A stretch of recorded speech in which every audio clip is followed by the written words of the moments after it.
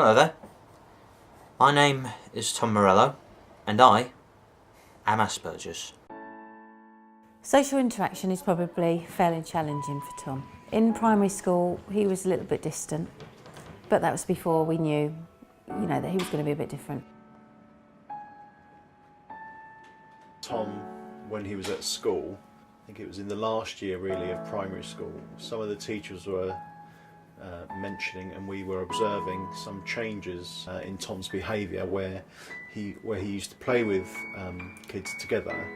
He started playing apart from them and doing things away from them, more about what he wanted to do than anything else, which aroused a bit of suspicion. And we then had a speech and language therapist that was helping Tom because he wasn't conversing too well, and she indicated that perhaps we should go and see an educational psychologist just to find out a bit more about Tom and what was happening. We as a family began to discover what Asperger's was about, how to go about interacting with an Asperger's child and understanding their needs in terms of the way they like to operate. They have distinct interests in things, and outside of that they have no interest at all, so you either discuss matters with them that they like to talk about, or you will have a very close conversation. We visited over, I think, 60, 70 high schools all over South East London and South West London. We found a school that was called Morehouse, very unknown to us, but a specialist provision that looked after students that had difficulties, from dyslexia to Asperger's. He excelled. He's walked away with GCSEs, first grandchild in the family to exceed, went on to do A-levels, succeeded, got the best grades there were in the school, and now is just about to pass his degree. Completely bonkers on anime. You want to step into his bedroom and you think you're in Japan. It's the whole idea of manga is actually one of my biggest drives of all. It's just how you create these characters, these worlds, the whole imagination or the process that goes into it, and I just love the artists for how they're able to take these creations and then put them onto an animation screen, and the whole thought of it just inspires me, and it's actually something that I aspire to become one day. So I think I've been drawing for about 8 years now, but I tend to, when I draw my manga, I tend to do it on the certain styles of each individual artist. So with Masashi Kishimoto, I do a Naruto, like my own style of the characters, so sometimes I'd copy off the originals and then redesign them into my own character's image. It's something I really enjoyed, something I've always wanted to keep developing until eventually I can probably get it on a moving screen, get them into a short animation, and yeah, it's always a joy.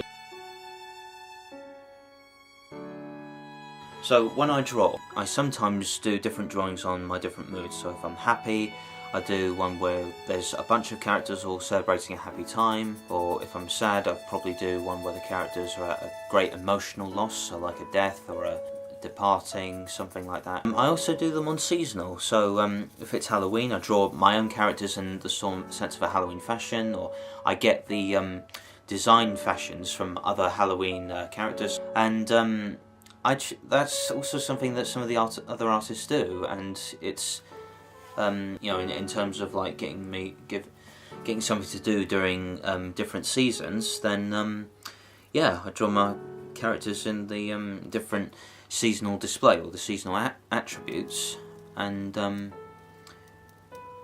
they always turn out pretty good.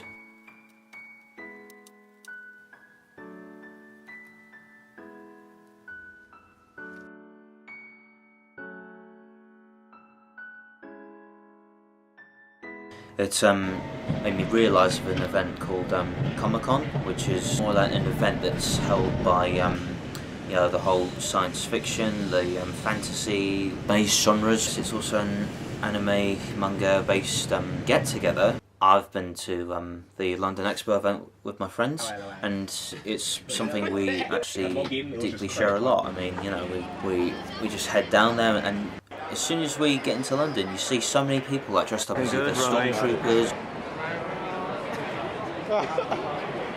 or Deadpool characters, or just any characters you can recognise within the fictional universe, superhero canon mainstream, or whether you recognise it from the Japanese anime.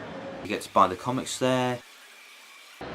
And I think it's just the thought of seeing how many people are so interested, or how many different types of people just come together across England just to celebrate this one event.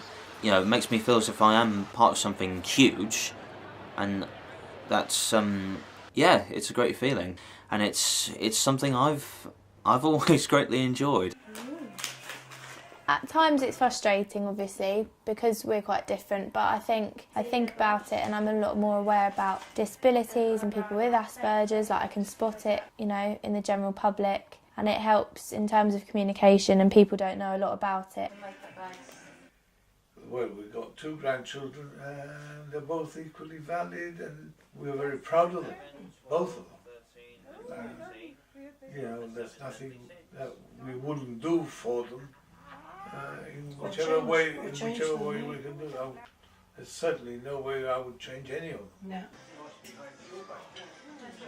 No. Tom is such a loving, caring boy that I couldn't imagine him being any different. The best way I can remember my granddad is that he wasn't scared of what he was facing with. I mean, even with diagnosed with leukemia, he could still take me down by the River Thames. We'd take the canoe up and down the river. He'd walk alongside, just watching me, and then it was his turn. And the way he would ride it just makes it look as if he wasn't scared of it at all. It's like he was willing to go with the flow. He was the bravest man I've ever known.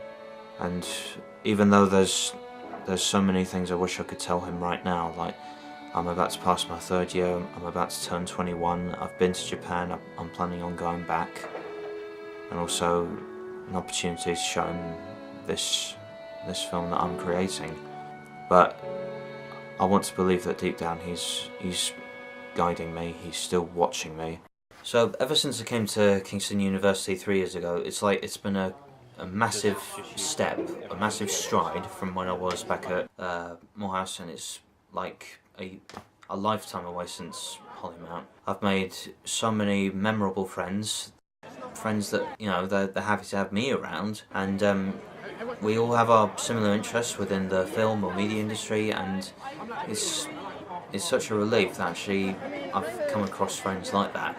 Tom is a very good friend, actually. I think we're very close. I think I can be quite open and honest with him, and I'd like to think he can be open and honest with me as well. I think he's a great friend. I don't see him as a friend with Asperger's, I just see him as a friend. Doesn't matter that, I mean, I have depression and people don't see me as a friend with depression. I'm still a friend. I just have a quality that makes me different from the average person. But like I said, diversity is good. It's good for everyone. Tom's thing where every time we would walk into a class, he'll be like, "Good morning," which is very rare. I don't know why, it's very rare to hear someone say good morning to everyone when you're in a class, which is kind of strange. But Tom is a very nice, kind-hearted guy, always willing to help people, always willing to go the extra mile. And I say for me, that's kind of given me more of an incentive and more of like a moral guidance as well, apart from my parents and other people, to actually do good stuff and be good. One thing that Tom said, which he doesn't want me to say, but at the start of 3rd year, he called me the man of the hour. And since then, some friends in my class have never let it go, and yeah, Tom always called me that.